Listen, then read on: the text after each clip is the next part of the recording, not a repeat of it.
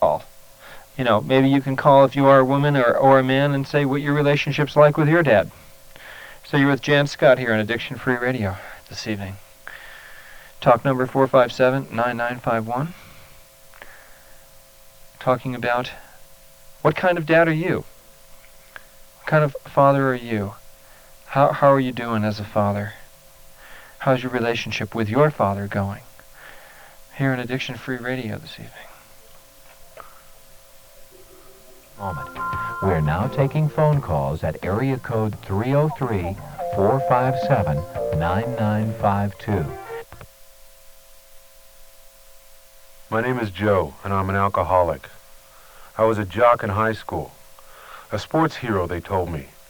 I started drinking a few beers after football practice, then escalated to drinking wine for lunch. When I got to college, I graduated to LSD and speed. They made me feel like Superman. I discovered needles, and after flunking out of school, I fought in Vietnam, from what I remember, in and out of blackouts. When I came home, I went to work, to the liquor store, and then home with what was left of my paycheck. On Labor Day, 1984, I beat my wife because she poured my booze down the drain. The next day, I checked myself into treatment. Treatment saved my life. Don't go this far before it saves yours. Call now. Help us help you. Call Family Recovery Center's toll-free 24-hour confidential helpline at 1-800-322-HOPE. That's 1-800-322-HOPE. Addiction Free Radio. You can talk with Jan in just a moment at area code 303-457-9952. If you're calling long distance, let the phone ring. We'll answer just as soon as we can put you on the air. Addiction Free Radio is the only regularly scheduled talk show on the globe that we know of, broadcasting information for those suffering from an addiction. Jan will be back to answer your questions in just a moment. We're now taking phone calls at area code 303-457-9952. Jan will be back in just 2 minutes. Actually, I'll be back right now. We're back here on Addiction Free Radio. What we're talking about this evening is fathers. Father's Day's coming up, and the big question is, of course, what kind of dad are you today, and how do you treat your kids?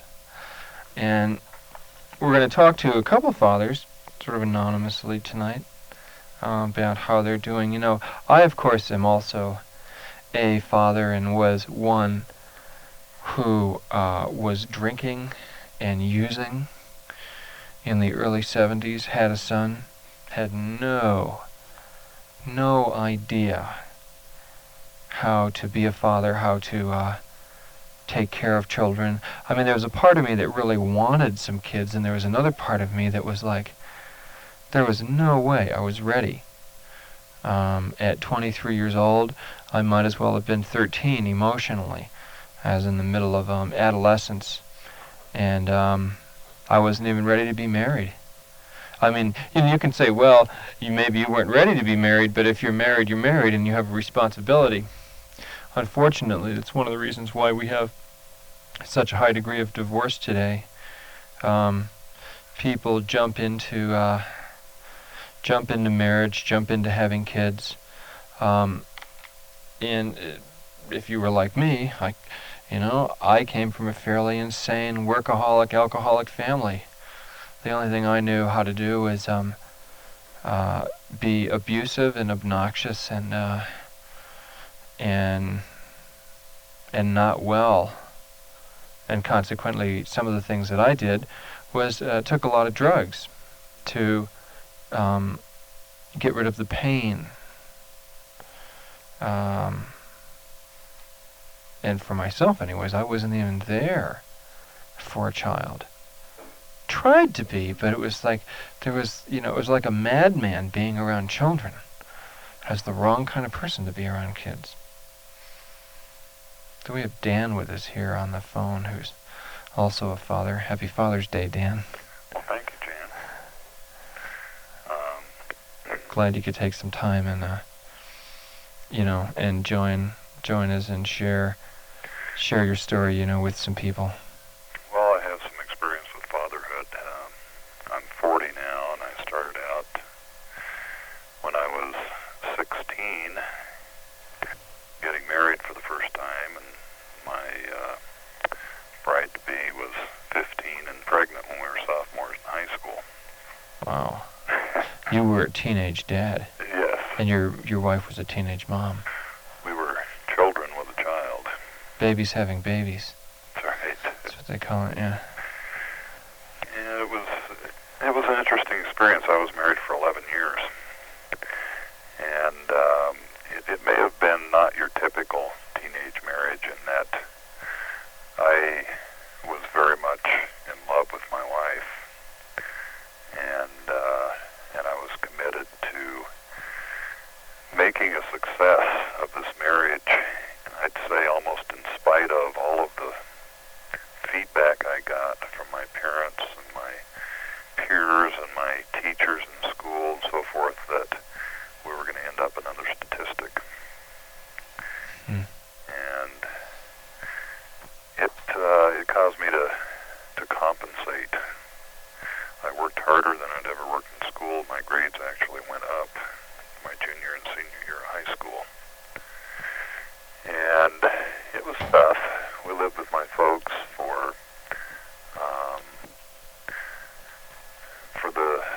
during our junior year of high school. And they built an apartment for us in their basement, and we lived there. And we became almost like brother and sister and little brother, because my folks, meaning well, really helped us out.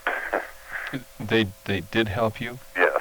Yeah, it was almost too much help, to the point of not allowing us to assume the responsibility. And of course their intention was very noble, that they would give us an opportunity to continue to be high school students and not have to take on the full responsibilities of parenthood and adulthood. Do you think that kids, when you were 16, when your wife was 15 and you were 16, do you think that you were more mature as a 16 and a 15-year-old back then as compared to a 15 and a 16-year-old today? I don't know. I think that's really an individual case. I had 4 older brothers. Yeah. And I had these models of, what older adult type people should be like. Maybe. Right. And my son was born in 1965. And I spent a lot of time with him. I feel real fortunate. I look back on that. My drug use at that point was kind of like everyday social using. I didn't start out a lightweight. My career with the use of drugs started at a real early age.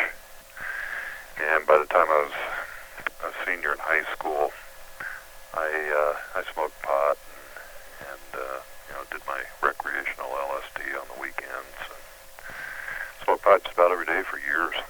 And in spite of that, I love my son very much, and I spent a lot of time with him, and I was able to give to him in a real positive way.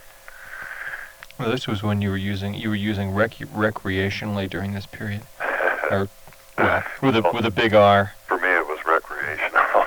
Right. For a lot of people, it'd be over the edge, right? Compared to what happened by the time I was about 27, 28 years old, and my first wife and I separated and got a divorce, and did that by mutual agreement, and it wasn't a bitter situation, and we're real good friends today, which is just really neat.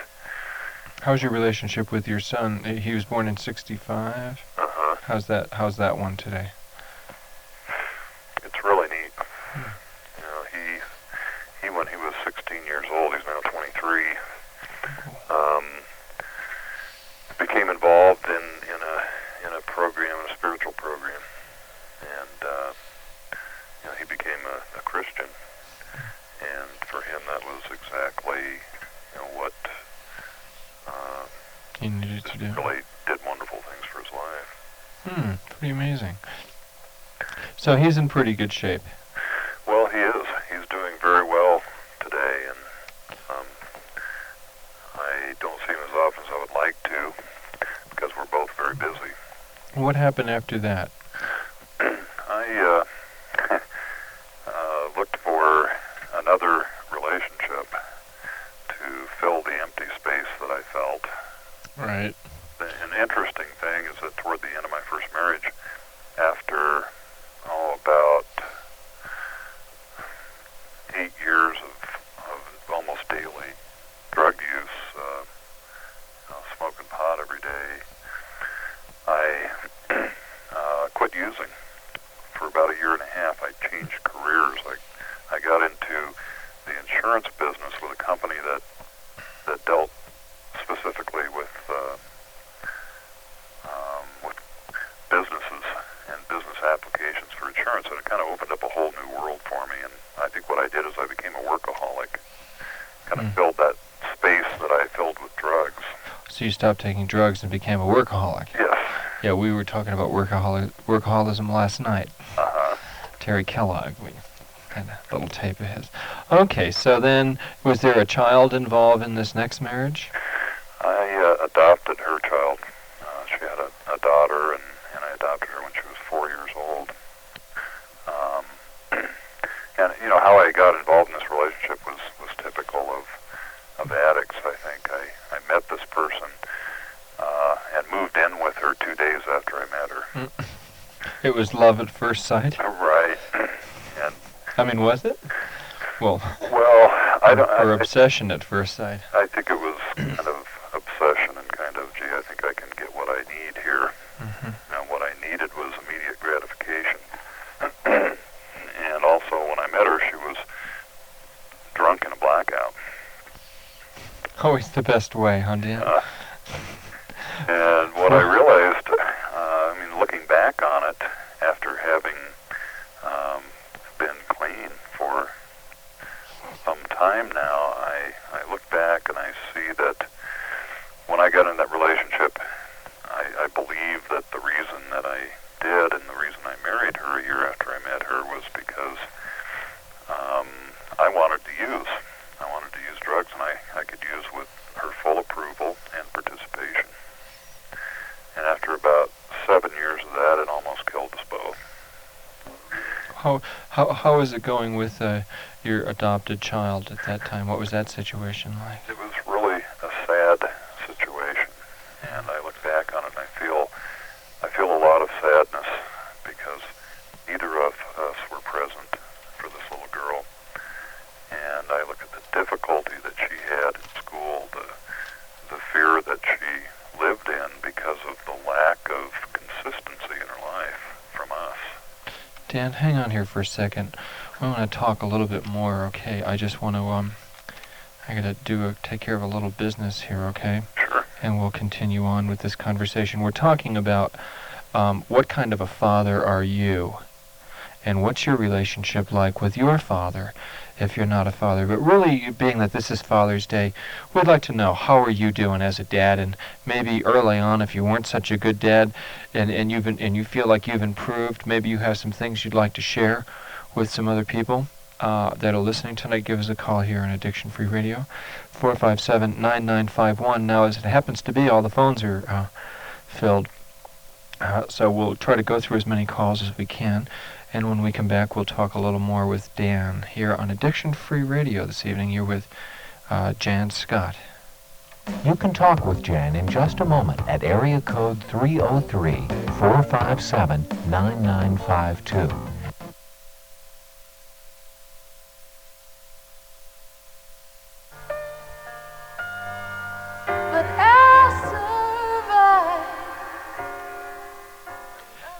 Starting next week on Addiction Free Radio, June 19th, we're starting a new series, a 10-week series. Monday nights will be adolescent and teen issues, and that's going to be sponsored by a brand new sponsor here on Addiction Free Radio, Charter Hospital of Denver. Then on Tuesday nights, we're going to talk about codependency, adult children issues, and family issues, and that will be sponsored by Family Recovery Center in Greeley. Wednesday nights, will be open topic night. It'll be open line, and we'll talk about all different forms of the addictive process, and that will be sponsored by yet another new sponsor, West Pines Hospital in Denver. Then on Thursday nights, we'll be doing a 10-week series on women's addiction issues. That's going to be sponsored by the Women's Recovery Center. And Friday nights will be eating disorders and nutrition. And I'm not entirely sure who that's going to be sponsored by, but I'll tell you soon. This is a 10-week series. We're going to have expert guests on. If you listen to our women's series that we did before, and the adolescent series and the eating disorder series, this will be like that, but even better. It's going to be very, very powerful. So a 10-week series starting up here on Addiction Free Radio. Tell your friends. And it starts this coming Monday. We'll go back to the program now. Jann will be back to answer your questions in just a moment. We're now taking phone calls at area code 303-457-9952. Jann will be back in just 2 minutes. We're back here on Addiction Free Radio, talking with Dan, talking about being a father, being a parent. How are you doing with that? Because I'm asking the listeners how they're doing too, Dan. Okay. In fact, we got a long distance call, so let's take that one, okay? We're going to go up to Estes Park. So stay right with us, Dan, okay? And we'll see what this person has to say if we hang on there. Hi, Heather. You're on Addiction Free Radio this evening. How's things in Estes Park? Things are beautiful in Estes Park. Well, do you have any questions for Dan, or anything you want to talk about your relationship with your father? Oh, here it is. Yeah. I want to talk about unconditional love. Like my father and I have a wonderful relationship. It's always been good. The kind of relationship where I could tell him things that I wouldn't even think of telling my best friend. And it was put to the test when I was using and realized I had a drug and alcohol problem. And he had to tell me, as long as you're using, I don't want anything more to do with you. And that was really hard, you know, but I got through it, and we're still really close, real close friends. And I don't know, I just hope everybody else has a relationship like that with their folks, you know. It's a good relationship. And sometimes it's, you know, you go up and down. Sometimes it's real rocky. But if the love is there, it'll always be there no matter what. Yeah, thanks, because it's hard to, not a lot of people do have those kinds of relations. Maybe they do, I don't know. My experience has been I don't run into a lot of people who do have, good, healthy relationships with their dads. But thanks, that's a good call. Okay. Okay, bye-bye. Bye-bye. We're talking about your relationship with your father, how it's going. And we have Dan here on the phone, who's kind of a guest with us for a few more minutes. So we were in your second marriage, and you were saying you were kind of sad about your relationship with your child. How did it get straightened away, or how is it now with No, that? it really didn't, because what happened is I just made the decision to get into recovery, to quit using. I finally accepted that my life was going nowhere as long as I was using drugs and alcohol, and I went to a treatment program, and I got involved in Narcotics Anonymous,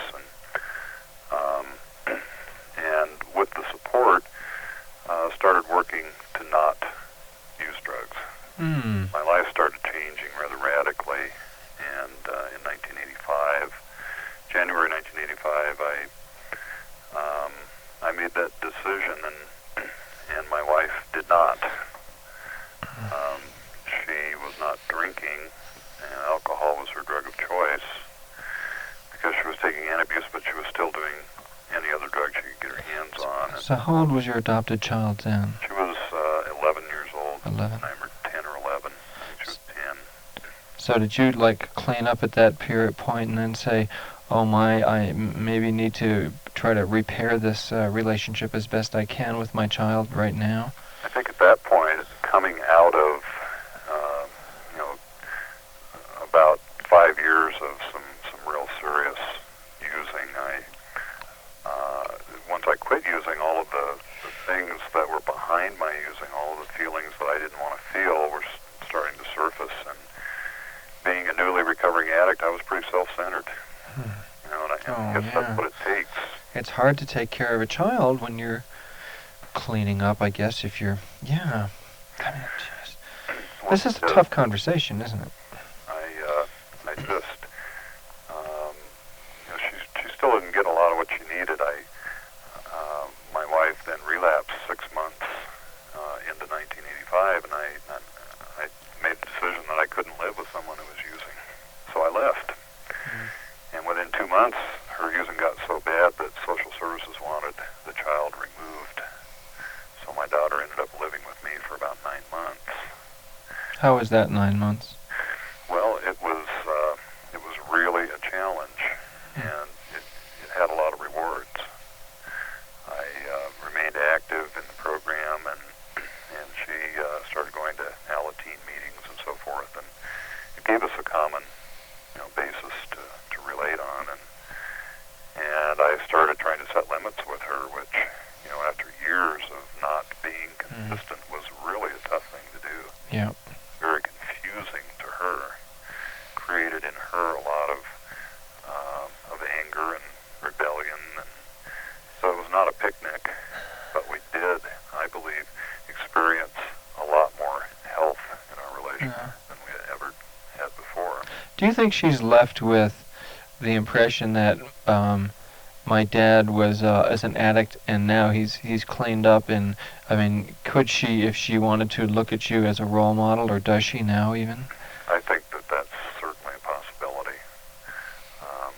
You know, it's a long, complicated story about what happened after that, and I don't think we have time to really go into it. But she's back with her mother, and her mother is still not a recovering addict. She's still a using addict. And What do you do now?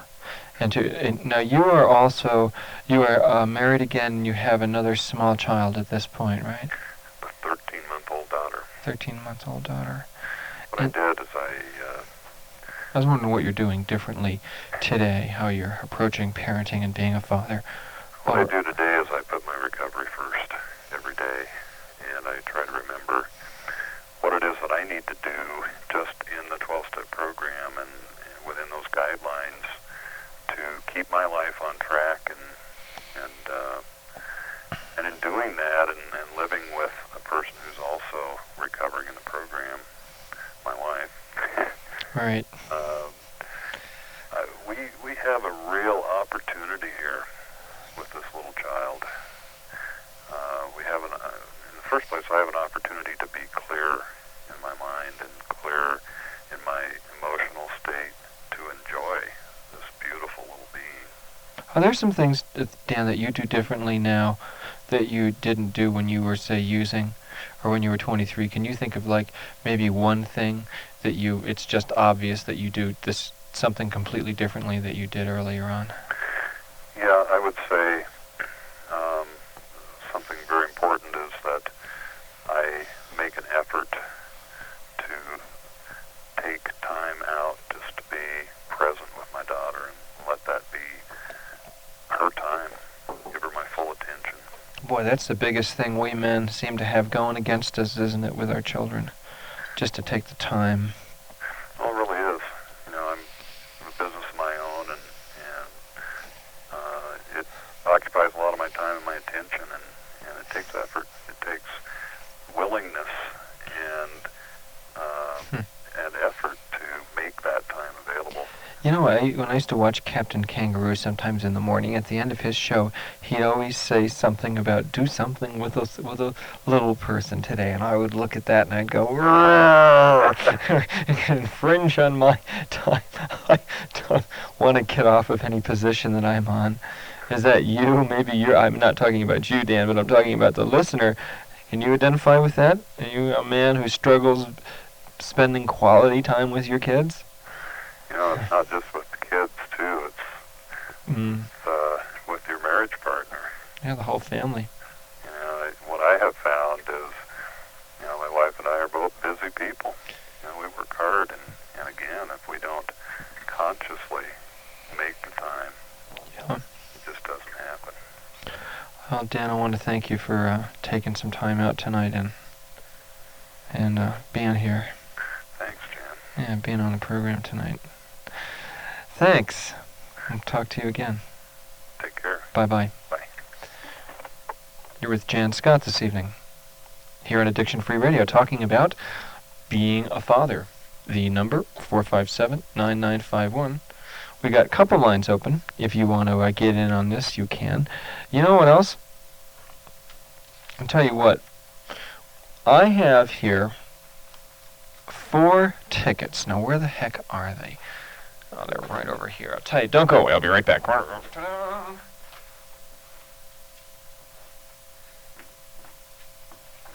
Okay, tell you, we'll give this to the second caller. Just say you have to be a man, you have to be a dad, have to have a family. All right? I got 4 tickets here, and we want to talk to you on the air. All right? And this is what I want to know, okay? I want to know, are you a good guy or are you a jerk to your kids? Okay? Give us a call here, 457-9951, all right? First person that can tell us that, what your situation is, and how you, if you're a good guy, we want to know how you're a good guy, and if you're a jerk to your kids, we want to know how you're a jerk, or if you were and you've changed. And I got 4 tickets to the Great Colorado Races. These are family tickets, okay? They're worth $18, and this is Saturday and Sunday, June 24th and June 25th. This is a family package, okay? So you can go to the races out there at Watkins. These are the airplane races. They're sponsored by Front Range Airport. Okay, so if you call us here, 457-9951, we got a set of 4 tickets for a whole family to go to the races for 2 days. You can see the vintage cars race, go to the watch the airplanes race, and like that. Give me a call here, and let's talk about what kind of father you are. 457-9951 here at Addiction Free Radio. Now we're going to go talk to Richard, who is also in recovery. And hi, Richard. Welcome to the program. Hi, Jan. How you doing tonight? Pretty okay. Good deal.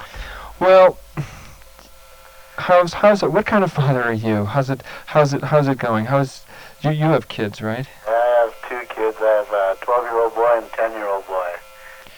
So I've got definitely kids. How do you do with it? You know, and you're also in recovery, right? You don't take drugs or drink anymore. Right. I just have to stay clean today, and by doing that, I get to keep my eyes open to finding better ways of learning how to live a meaningful life, which means learning how to take care of myself and learning how to be a better husband and a better father. One thing that I noticed is that when I had kids, I had no skills.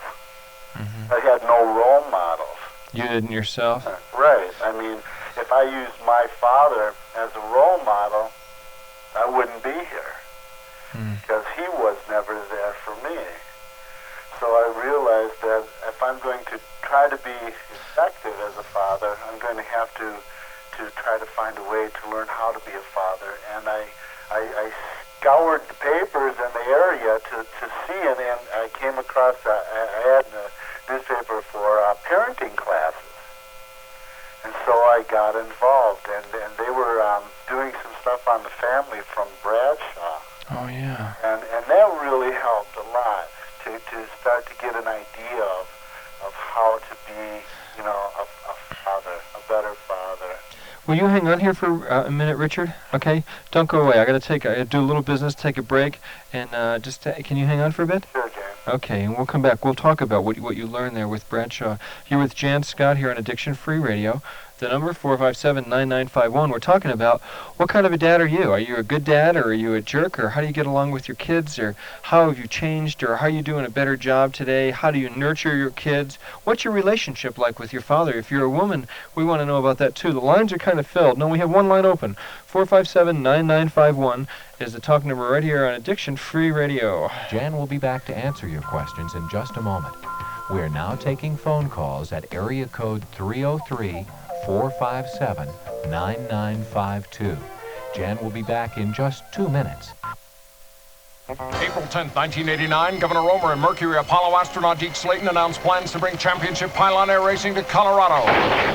And so they come. Saturday and Sunday, June 24th and 25th, to the Front Range Airport at altitudes of 30 to 200 feet at speeds of 250 miles an hour. International Formula One pylon air racers, T28s and P51 unlimited racers. And this is not a drill, as these pilots vie for national championship points, and there's more.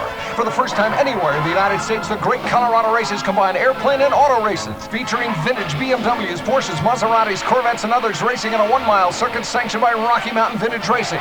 The Great Colorado Races. 2 full days of motorsporting excitement in the air and on the ground. Advance tickets at all King Superstores, and all tickets good for entry both days. The Great Colorado Races, Saturday and Sunday, June 24th and 25th at the Front Range Airport, just 20 minutes east of Stapleton on I-70. Pit passes and reserve seating also available. The Great Colorado Races. We're now taking phone calls at area code 303-457-9952. Jann will be back in just 2 minutes. Okay, we've got Richard on hold, and we're going to go back and talk to him and see what he learned with Bradshaw. We're talking about being a dad, what kind of a dad you are for Father's Day. And we got Dave Hewson here is on the phone, and Dave's a good guy? Yeah. How are you tonight? Oh, doing pretty good. Okay, well, you got these tickets here. So what kind of a good guy are you? You've been listening to the program, I guess. What do you A little bit, the last 15 minutes or so. I think I'm a good dad, very good dad. I do a lot of things with the kids, and I think that's key. Got 1 boy and 1 girl. How old are they? 9 and 11. Uh-huh. And I think the father really is more important than the mother in a lot of respects, especially as the children get older. Mm-hmm. To act as more as a guide and to help them, handle the problems of life, so to speak. It's almost kind of how the American Indians approached it, where the woman took care of the children up to about the time they were 6, and then the man kind of got more and more involved. That's very well put. That's it exactly. It's I would say more, around the age of 3 or 4, slowly I think the father becomes more important because he's less emotional in many cases, not in all cases, of course, but that stability and just a man's type of stability, I think, is really important to children. Do your kids like you, Dave? Oh, absolutely. They do. Yeah, I think they come to me for things, and of course you have to be a good dad. You can't be someone who, in my opinion, who they can't look up to. I mean, you can't be an alcoholic or do a lot of wrong things and then expect that your children to respect you, because that's impossible. It just confuses them, and they can see that you're a hypocrite. What do you see as the key to your success with your kids, with your children? Just being a good example. Mm-hmm. No more, no less. Really? Was your dad a good example with you, too? I don't think my dad was necessarily a real good example. He wasn't, as most parents today, he wasn't present that much as often as I'd like, and so I think that I'm making up for that in being present, and I don't think a lot of fathers or mothers are necessarily real good parents, unfortunately, today. Yeah. No, I don't think he was a real good father. Do you think that you can be strong and a good guide, as you were saying, and yet be nurturing and gentle too? Do you see that in operating? Oh, absolutely. When it's needed. Uh-huh. When it's needed, you have to, of course, have the wisdom and the common sense to know when to be nurturing and when not to be, and that's on a case-by-case and an example basis. How have you learned how to do this? How have you learned how to be a father? I don't think there's no way to really learn other than having common sense and living a good clean life. I think is the main thing, and and having your priorities straight. And of course, your children must be a priority. If you have other priorities, watching TV, going out on the weekends, and all those types of things, then those become your priorities.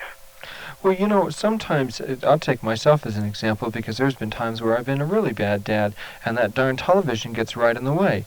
Go in, sit down, disappear into the TV, Right. and if the kids... It's easy to become a couch potato. Yeah, and if the kids want to be with me, come on, we'll sit down and we'll watch, you know, whatever kind of show that happened to be on at the time. Yeah. Well, that's right. You got it. And it's quality time, and it's not quality time because kids don't really, you know, they want to like do something with you or be with you. Especially, it depends on which age they are. Younger. They really look up to a father. They really do, and that responsibility is firmly on your shoulders to be a good example. But you know, the intimacy, I think the intimacy of a young child just wanting to be with you and sort of cuddle with you and kind of be there, you know, and have you be their dad was really kind of scary for me. It was like, God, you know. Yeah, especially a father has a hard time relating, especially to a female child, to the daughter. It's easier for him to relate to a boy, of course, and it's got to be an unemotional type of intimacy. You don't want to you don't want to be like Mr. Rogers, you know. Welcome to my neighborhood. You know, that's a feminine type of. That's more of a feminine type. You want to be, in my opinion, this is just strictly my opinion. You want to be stronger. I think about half the men out there are laughing at this, but go ahead.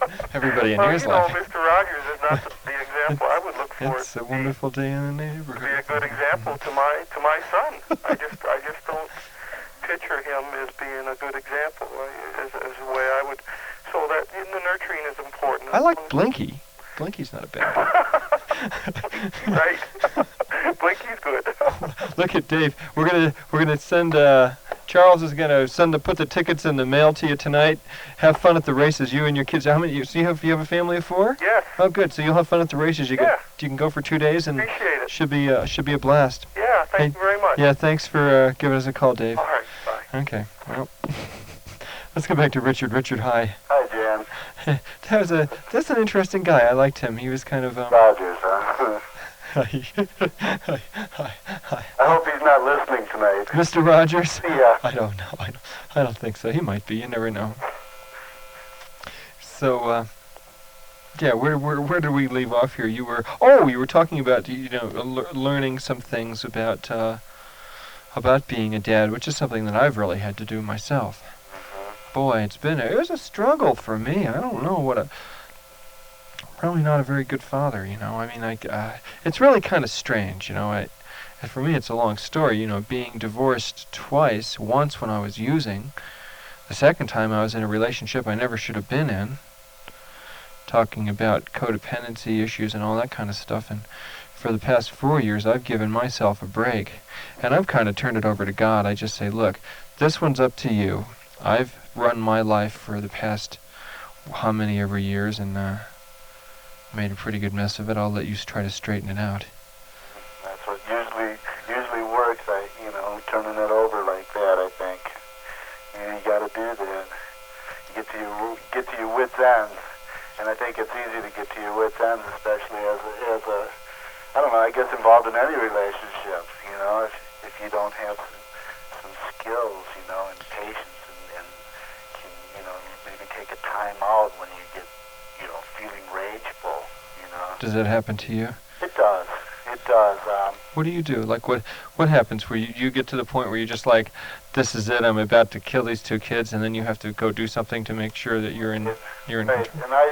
And I've got to do something that's kind of man stuff. You know, I got to do the man stuff thing. So I feel real comfortable dealing with my rage with a baseball bat. So I go down to a batting cage and hit like 50 softballs as hard as I can.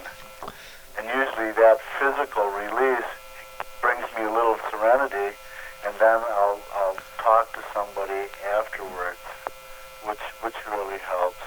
But I've got to do something physical, if I can do that. Let me don't go away there. Let me give out this phone number, okay? And tell the folks what we're talking about. I have Richard here on the phone right now, and we are talking about what kind of a dad are you, okay? What kind of a father are you? What's your relationship like with your father? And do you get along with him? And are you a good guy, or are you kind of a jerk? And or what's your dad like? How has he treated you? This one's open, okay? It's an open line here on Father's Day. What's your relationship with your father like? Or if you're a dad, what's your relationship with your kids like? Or is there something that you've done to make your relationship better with your kids, where you had kind of a turnaround? We'd sure like to hear from you about that tonight. Addiction Free Radio. You can talk with Jann in just a moment at area code 303-457-9952. If you're calling long distance, let the phone ring. We'll answer just as soon as we can put you on the air. Addiction Free Radio. I'm Kay, and I'm an alcoholic. I thought it was normal to drive home, never remembering how. Normal to forget what happened the night before while drinking. To experience personality changes, making me do crazy things. Well, none of this was normal. And through proper treatment, I found out I was an alcoholic. If any of this sounds familiar, call us. Help us help you. Call Family Recovery Center's toll-free 24-hour confidential helpline at 1-800-322-HOPE. That's 1-800-322-HOPE. Addiction Free Radio. You can talk with Jann in just a moment at area code 303-457-9952. If you're calling long distance, let the phone ring. We'll answer just as soon as we can put you on the air. Addiction Free Radio is the only regularly scheduled talk show on the globe that we know of, broadcasting information for those suffering from an addiction. Jann will be back to answer your questions in just a moment. We're now taking phone calls at area code 303-457-9952. Jann will be back in just 2 minutes. Hey, Richard. Yes, Do you think you and your boys and your wife would want to go to the airplane races? I think so. All right, I got 4 tickets here. We got this family set. It's the Great Colorado Races. Here, in fact, I'll play this commercial. And if you're a father and you're listening and you have a family of 4 or 3 or whatever you got, we got another set of 4 tickets too. So, Richard, I got some tickets for you. And before you go, we'll make sure we give your address to Charles, okay? And then you can go to these are the Great Colorado Races. They're at Front Range Airport, I-70. Exit 292, which is just out there in Watkins. There are 4 tickets. These are $6 a piece, and the kids are 3. They're complimentary tickets, and it's June 24th and June 25th. Starts at 9, and we'll play this little commercial here. I think this commercial is just great. I can't wait to go to these races. This is going to be so much fun. Let's see. Here it comes. Whoops, it's the wrong one. Well, what the hell, we'll play this one too. Another great doubleheader weekend of racing action is coming your way at the all-new Colorado National Speedway's paved oval track just north of Denver. On Saturday night, it's the late models, the sportsmen, and figure-8 stock cars. Then on Sunday, it's the Father's Day special race for the Mighty Midgets, the Super Modifieds, and Bomber stock cars at the Colorado National Speedway. Gates open at 5. Time trials at 6. Racing at 7 o'clock each night. Take I-25 north of Denver to the Erie exit this Saturday night for the stock cars. Then on Sunday night, bring Dad to the Father's Day special race for open wheel action at its best. The Mighty Midgets and the Super Modifieds will be there, plus the Bomber stock cars for great racing fun at the all-new Colorado National Speedway. Take I-25 north of Denver this Saturday and Sunday night to the greatest show on wheels this weekend at the Colorado National Speedway. Okay, that's not what the tickets are for, Richard, okay? Okay. That was something else. That's tomorrow, but that'll be fun too. But look, if you want some tickets, okay, give us a call here. 457-9951. These are for the Great Colorado Races, okay? If you are a dad, you got to call us up, okay, and tell us what your relationship's like with your kids. What kind of a father are you? Are you a good guy or are you a jerk? And we want to know how you're doing it. The number's 457-9951, okay? And I got 4 tickets here for you. You can take your kids and your wife or whoever to the races, June 24th and 25th. So if you want a set of tickets, drive out to I-70, watch the airplanes races, watch the vintage cars race. Now here it comes. We'll play it again. Let's see if this thing's going to go right this time. April 10th, 1989, Governor Romer and Mercury Apollo astronaut Deke Slayton announced plans to bring championship pylon air racing to Colorado. And so they come. Saturday and Sunday, June 24th and 25th, to the Front Range Airport at altitudes of 30 to 200 feet at speeds of 250 miles an hour. International Formula One pylon air racers, T28s and P51 unlimited racers. And this is not a drill, as these pilots vie for national championship points, and there's more. For the first time anywhere in the United States, the Great Colorado Races combine airplane and auto racing, featuring vintage BMWs, Porsches, Maseratis, Corvettes, and others racing in a 1-mile circuit sanctioned by Rocky Mountain Vintage Racing. The Great Colorado Races. 2 full days of motorsporting excitement in the air and on the ground. Advance tickets at all King Superstores, and all tickets good for entry both days. The Great Colorado Races, Saturday and Sunday, June 24th and 25th at the Front Range Airport, just 20 minutes east of Stapleton on I-70. Pit passes and reserved seating also available. The Great Colorado Races. Sound like fun? Does. I'm having fun tonight. 457-9951. We still don't have a taker on the second set of tickets here. Hey, you don't want to take your kids to the airplane races? Risk their lives there? No, it's be actually pretty safe. And take your family to the races. Come on, dads. Here's a way you can take them out. Okay, Richard. So we were. How's it going with him? How do you and your boys get along? I think we get along pretty good now. Things have calmed down considerably. Since how long ago? Oh, I got into recovery in '86, April 1st of '86, and I would say within the last week things have calmed down. Within the last week? Yeah. Yeah, so it's trials and tribulations of being a parent, huh? Always. I think I'm always looking for new ways to be a better and a more effective parent, and as long as I stay clean and sober and continue to look for those ways, I'll find them. And sometimes it's just a sentence that works for me. You know, somebody will say something. My wife said something the other day about our 12-year-old, and you know, it's a hard time. 12 to 14, I think, is a real tough time. You know, it's preteen years. A lot of changes are going on, and one thing that I remember is that, you know, you don't get to be a kid. You know, a friend in recovery said that when he was a kid, he was told if he was too happy to leave the room, if he was too sad, don't cry, baby. If he was too excited, go outside. And it's no wonder that you grow up not wanting to be who you are. So I'm aware of that, and so I try to let my kids have their feelings without, without stomping on them.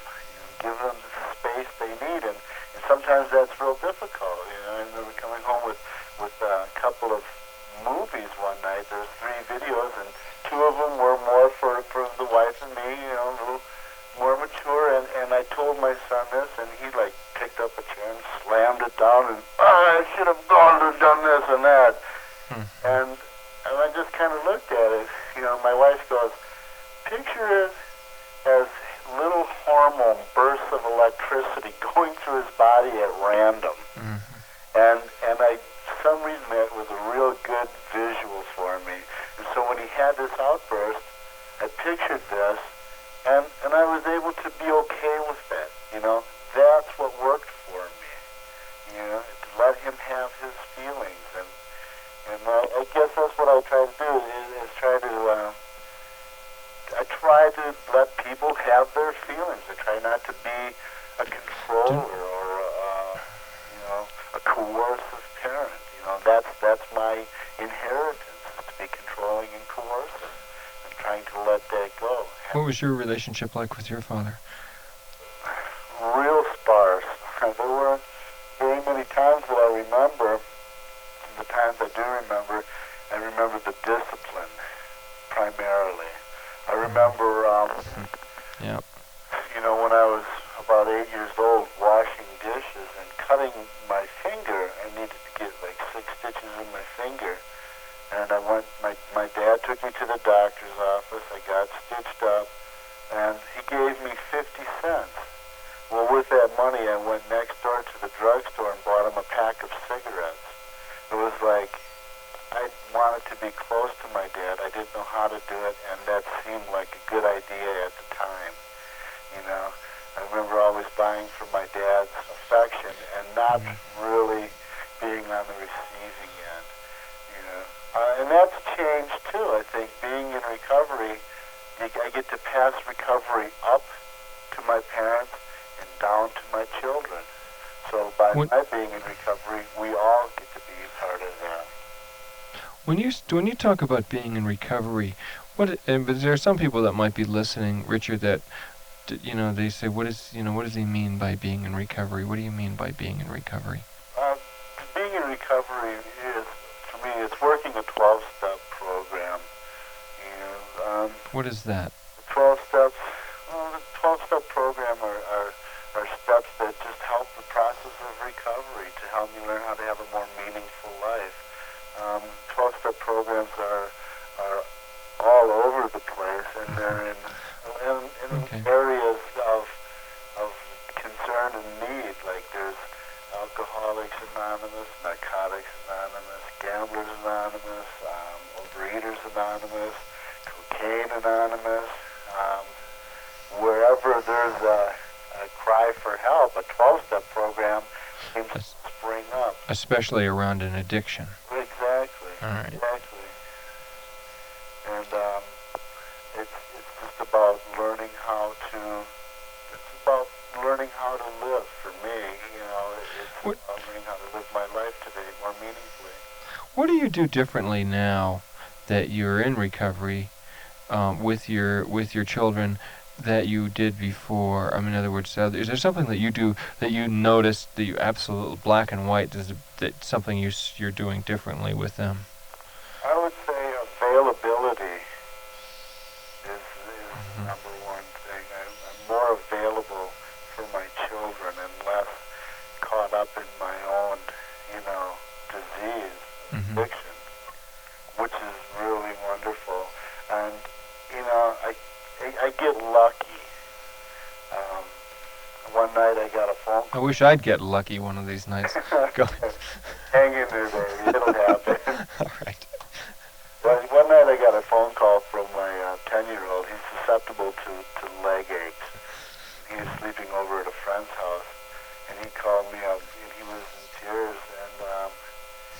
And at 3 o'clock in the morning, that's a pretty unusual time to answer the phone, but I picked it up and found out it was him. And he goes, I have leg aches. And I asked him if he had rubbed them and stuff, and he said, yes, he did, but it hurts. And I said, do you want me to pick you up? And he said, yes.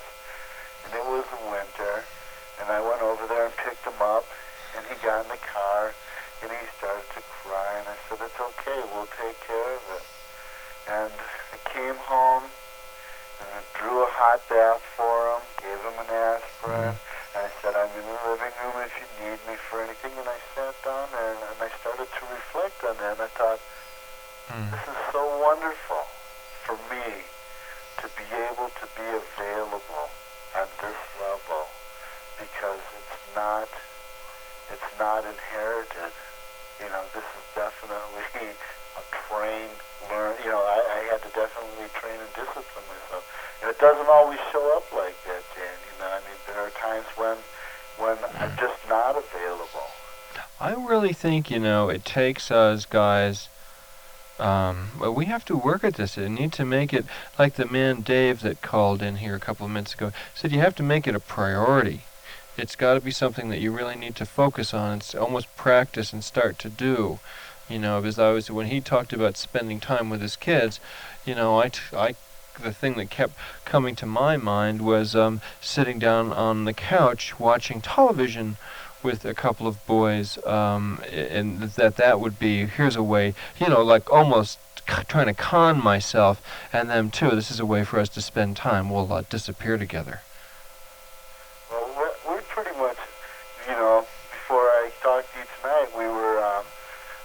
around the table. Mm-hmm. With, 4 people, 4 adults here, all in recovery, and then my 2 children. And we were all sitting around playing cards and having nachos, and we decided to play Jeopardy on the computer, so we just divided up into 3 teams, and we're all playing together. You know, which is really nice. It's a good atmosphere. Yeah. And there's some interaction there, and it's enjoyable. It really is enjoyable to be here like this. It's something that, when I was in my disease, I didn't realize the rewards that come from being a parent and, being a father. Well, Richard, I want to thank you for being on the program. We're about out of time. Well, thank you, Jan, for letting me talk with you tonight. Yeah, and let me put you on hold here, okay? And then we'll let Charles get your address and everything, and we'll send you a set of these tickets. Okay, thanks, Jan. Okay, Guy. Bye-bye. See ya. Well, Father's Night. Here on Addiction Free Radio.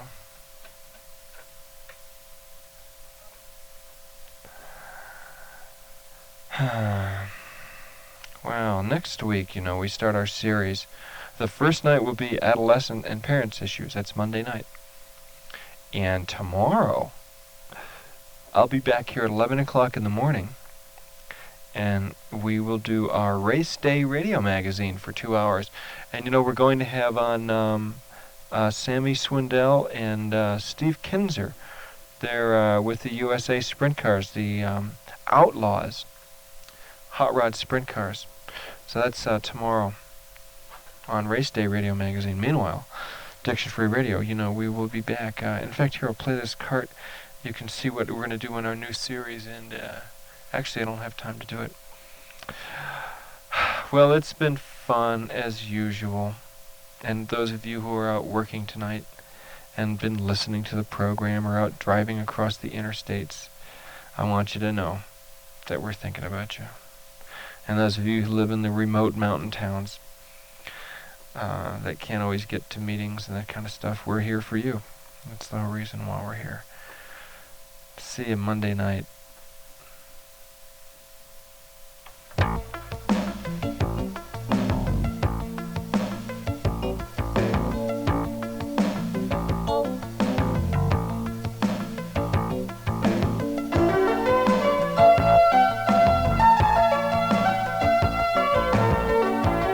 You've been listening to Addiction Free Radio with your host, Jann Scott.